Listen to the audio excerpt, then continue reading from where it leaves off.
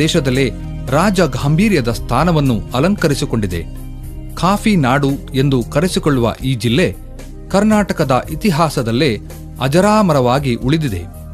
ಭಾರತ ಖಂಡದಲ್ಲಿ ಮೊಟ್ಟಮೊದಲ ಬಾರಿಗೆ ಕಾಫಿ ತೋಟವನ್ನು 1830ರಲ್ಲಿ ಆಂಗ್ಲನಾದ ಥಾಮಸ್ ಕ್ಯಾನನ್ ಎಂಬುವವರು ಜಿಲ್ಲೆಯ ಮೈಲಿ ಮನೆ ಎಂಬಲ್ಲಿ ಆರಂಭಿಸಿದರು. ಚಿಕ್ಕಮಗಳೂರು ಎಂದಾಕ್ಷಣ ಒಂದು ಪೌರಾಣಿಕ ಕತೆ ನಮ್ಮೆದುರಿಗೆ ಬರುತ್ತದೆ. ಆ ಕಥೆಯೂ ಕೂಡ ವಾಸ್ತವವಾಗಿ ಜನಮಾನಸದಲ್ಲಿ ಜೀವಂತವಾಗಿ ಉಳಿದಿದೆ.